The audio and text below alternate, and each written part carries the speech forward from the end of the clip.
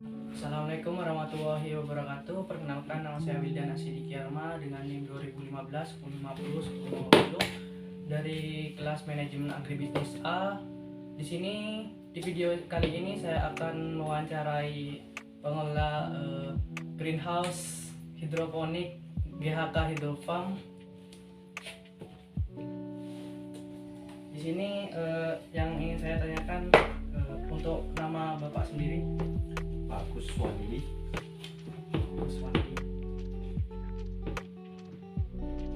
Umur, 51 tahun, pendidikan terakhir, SMA. untuk alamatnya, Alamatnya Kerajaan 1 RW 3 RT 10. Bangkalan Kalisar. pekerjaan utamanya Tani. tani. Untuk pekerjaan sampingannya, Servis parabola, pasang baru dan servis parabola.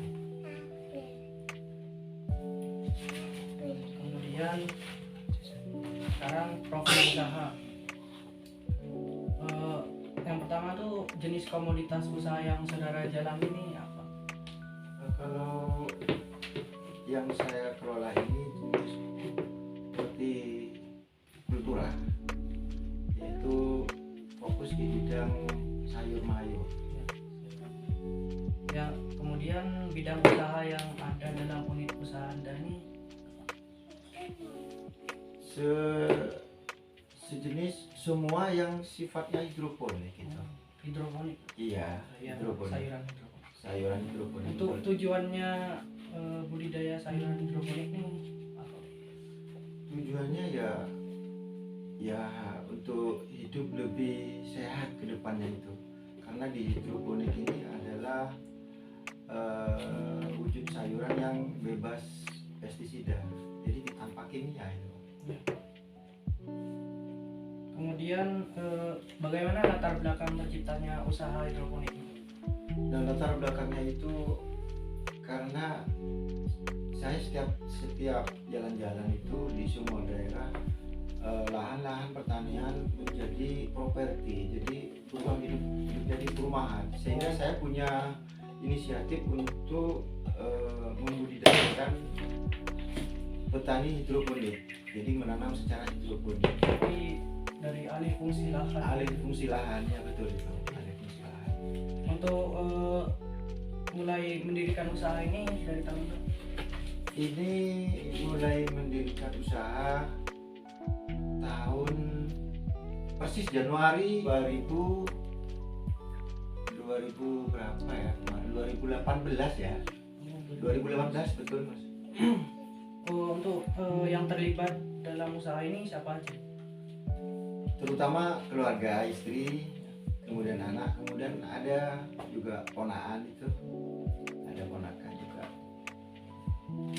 Selanjutnya, apakah usaha ini milik saudara sendiri atau ada hubungan kerjasama? Jika iya, dengan pihak mana?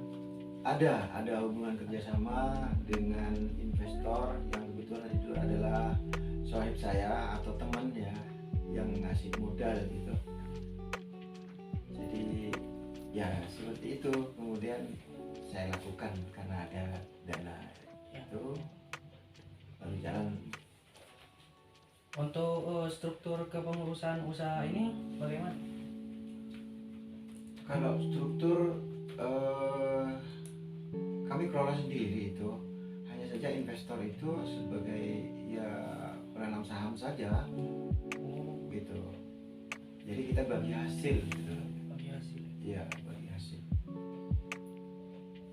Untuk tenaga kerja yang ada dalam usaha ini berapa orang? Ada sementara masih ini 5 orang. 5 orang. Iya, 5 orang.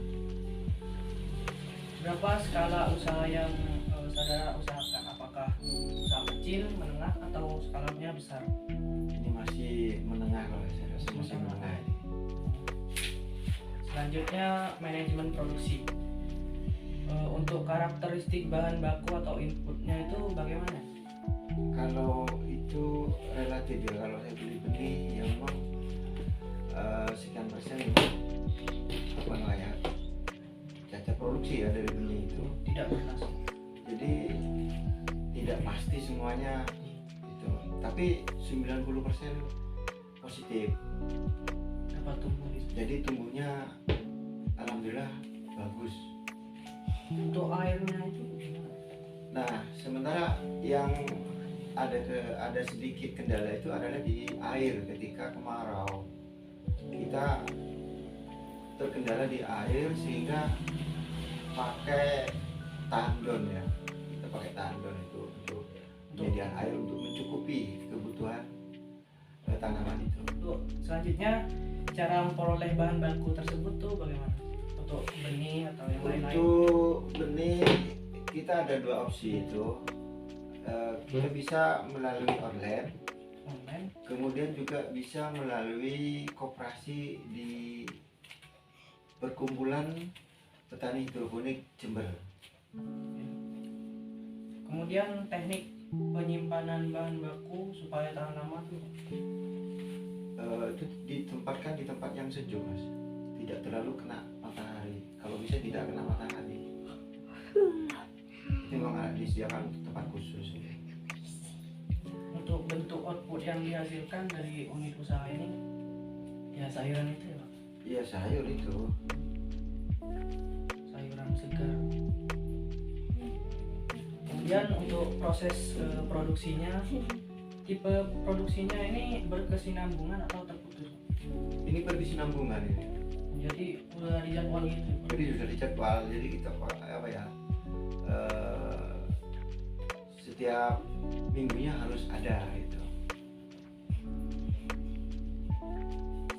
Terus untuk layout produksi by proses atau by proses Itu by proses. dari budidayanya? Iya, dari budidaya itu proses semua. Kemudian proses alur ininya dari penyediaan bahan baku terus sampai pemasarannya tuh bagaimana Pak? Nah, kalau seperti yang ditanyakan tadi itu prosesnya ya dari semai, Semai, kemudian dari semai, setelah semai itu kita pembibitan, pembibitan, lalu kemudian peremajaan. Baru setelah peremajaan kita pindah tanam yang dinamakan pendewasaan. setelah itu Baru pendewasaan,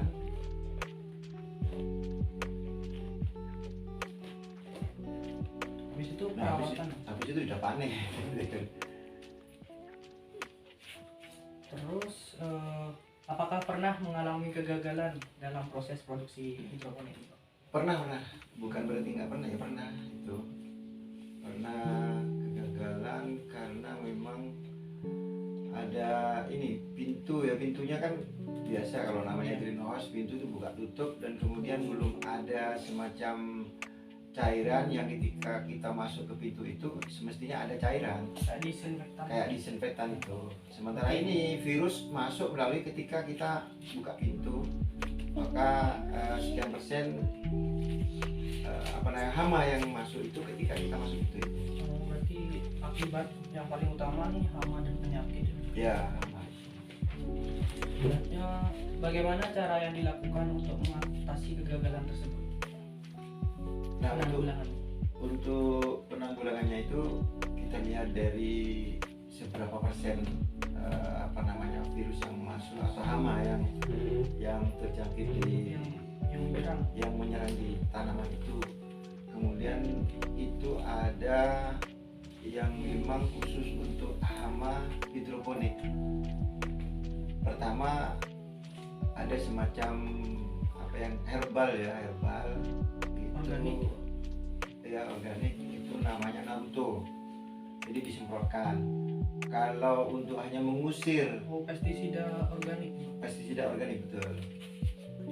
Kalau hanya untuk mengusir cukup pakai itu, cukup pakai bawang putih ya, bawang putih. Itu disemprotkan juga itu. kita tetap menghindari dari kimia. Untuk teknologi yang digunakan selama proses produksi ini, Teknologi itu ya instalasi semacam pompa air ya, pompa air seperti akuarium itu kan. Jadi kita pakai pompa yang juga skalanya disesuaikan dengan kebutuhan. Itu pompanya yang kekuatan 3 meter atau 5 meter, seperti itu ya, termasuk paralon dan sebagainya untuk media tanamnya itu.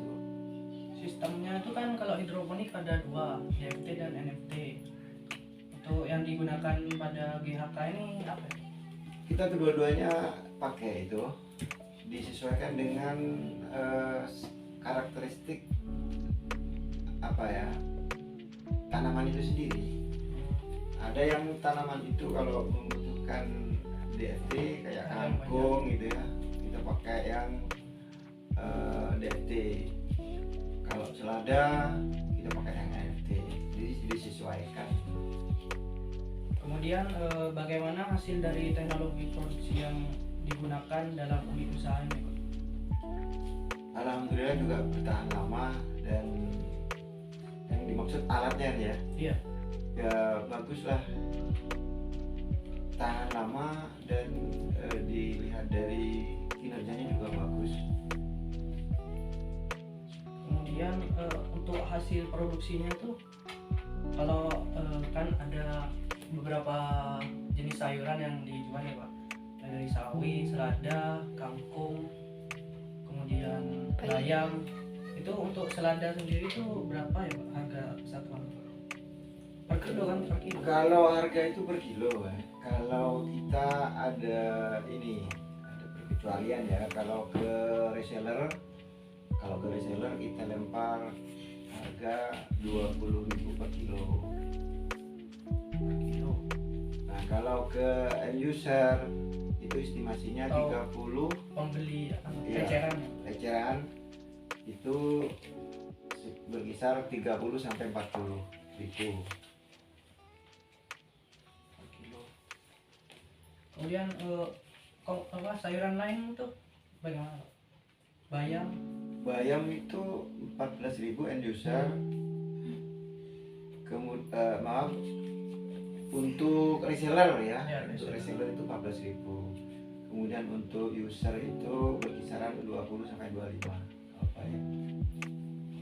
20 sampai 25. Ya masih banyak itu Mas. Ya. Kalau mau ditulis semua banyak.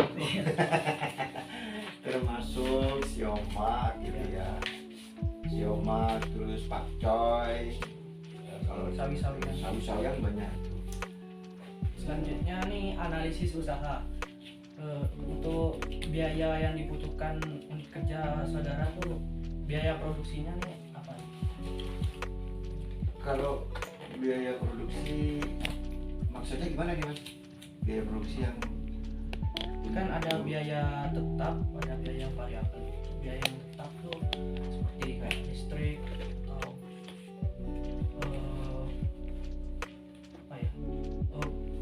bahan bakar untuk mengirim sayuran itu. Oh itu. Jadi kalau biaya itu pertama biaya tetap itu ya, kita beli benih kemudian nutrisi. Benih dan nutrisi itu yang tetap itu. Kemudian variabel itu yang tidak terduga. Kayak itu biaya ekspedisi ya, pengiriman hasil panen itu tergantung jaraknya. Terus modalnya nih gimana? Yang modalnya diambil di awal itu, waktu investor itu ada istilahnya penanam saham ya, diambil dari saham seseorang. Untuk keuntungannya sendiri? Keuntungan itu kita ada semacam kesepakatan itu 60-40% dengan investor itu. Dengan investor itu. kemudian jumlah output yang diproduksi setiap satuan unit usaha saudara tuh berapa? Itu kalau per bulan, yang dipertanyakan per bulan mungkin ya, atau per minggu ya. Ini jenis sayurannya tuh outputnya tuh apa aja yang diproduksi? Oh iya, untuk satuannya tuh apa per kilo tuh berapa setiap minggunya? Setiap minggu itu kalau selada itu estimasi antara 25 kilo sampai 30 kilo. Itu 300 lubang tanah. 300 lubang tanah. Jadi normalnya seperti itu. Harga jualnya sudah di tuh, berapa penerimaan dari unit usaha yang saudara usahakan? Untuk produk utamanya kan selada dari Produk utamanya selada, betul. penerimaannya tuh berapa Ya, untuk selada sendiri? kita ambil skala itu mas. Kira-kira itu kalau dibikin rata-rata sih, anggaplah dengan reseller, dengan user itu perkiraan per kilo 25 kali kurang lebih 30 kilo kali ya itu 25.000. Untuk produk sampingannya tuh seperti kangkung. Itu produk sampingan memang kangkung, kemudian sawi. Berapa itu? Kayak itu murah itu mas. Kayak kangkung itu per kilonya 12.000 ya, Berapa per kilonya. untuk apa? Satu kali Itu periode tanam tuh berapa? sekali periode utama sekitar 25 kilo juga itu. 300 lubang tanam.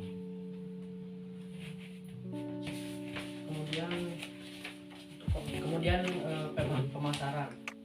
Bagaimana sistem pemasaran output usaha yang saudara usahakan?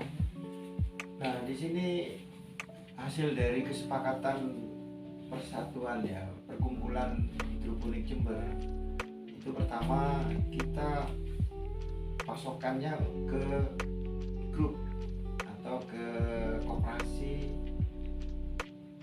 BPHJ ya. BPHJ itu perkumpulan petani hidroponik Jember. Nah, selebihnya kita ke user di sekitar lahan. Kita juga ngecer untuk sekitar lahan. Yang terakhir ada reseller yang datang. Jadi 3 opsi itu yang kita layani. Terus kemana saja Anda memasarkan hasil produksi? Oh, itu tadi yang sudah saya sebutkan. Itu tadi persis sama itu. Jadi pertama kita setor ke grup, Ya. kita setor ke grup atau perkumpulan petani hidroponik Jember. Kemudian ada sisa stok kita lempar ke reseller.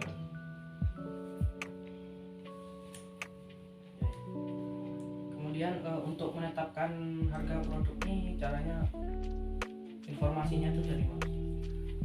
Informasinya dari ini, kita selalu mengikuti update ya, update perkembangan hidroponik nasional sebetulnya. Nah, kemudian yang kedua kita MOU di perkumpulan kami. Kita ada semacam kesepakatan di perkumpulan petani hidroponik Jember.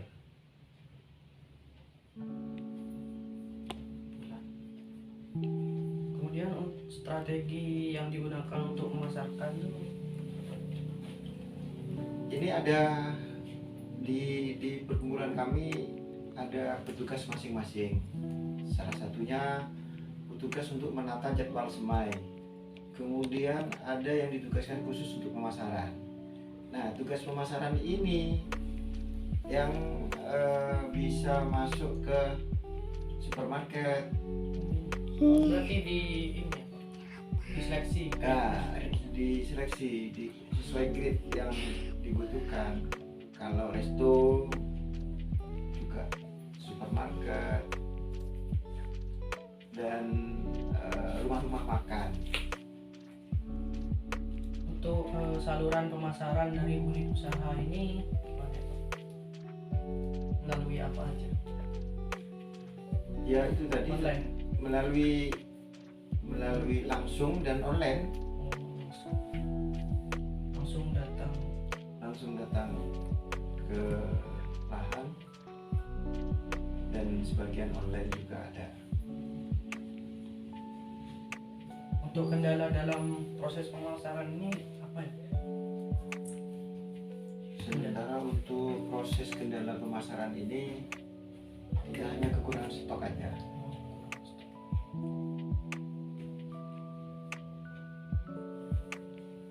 Cara mengatasi kendala tersebut gimana? Memperbanyak lubang tanam. Jadi kita menambah lubang tanam, berusaha untuk itu. Untuk berasosiasi sama petani lain itu termasuk juga? Sementara masih cukup di lingkup intern asosiasi kita. Jadi belum bisa masih untuk menarik dari asosiasi di sebelah, belum masih. Untuk selanjutnya kemitraan. Apakah unit usaha saudara ini melakukan kemitraan? Ini berdiri sendiri, masih belum kemitraan. Jadi berdiri sendiri. Itu kerjasama dengan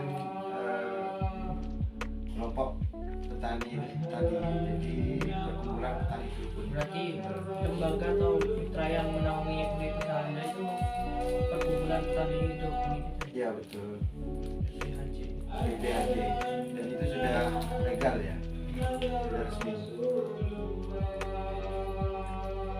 Terus timbal balik antar usaha tani dan kelembagaan bagaimana? Ini persentase dari harga itu tadi, harga apa namanya, harga sayur yang sudah disepakati, kemudian sekian persen masuk ke grup atau ke lembaga.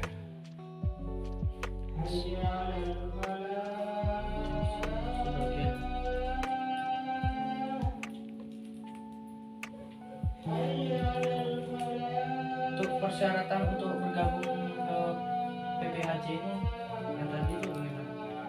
Persyaratannya banyak nih, persyaratannya.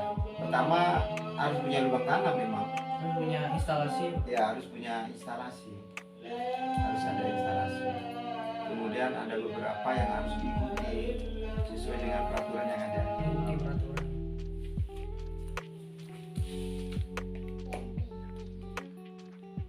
Untuk lama bergabung dengan PPHJ ini sudah berapa lama?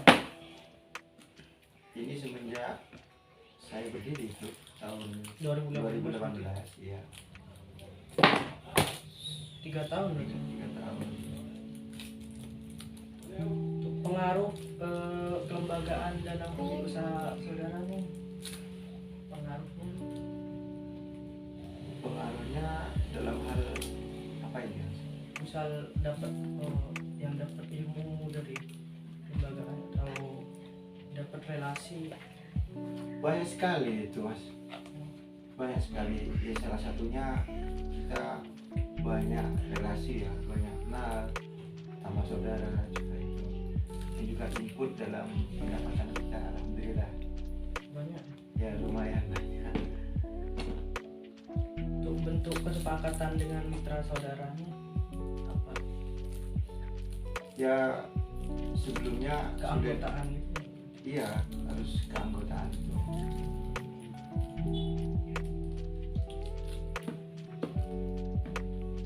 Terus kendala dalam bermitra ini apa aja?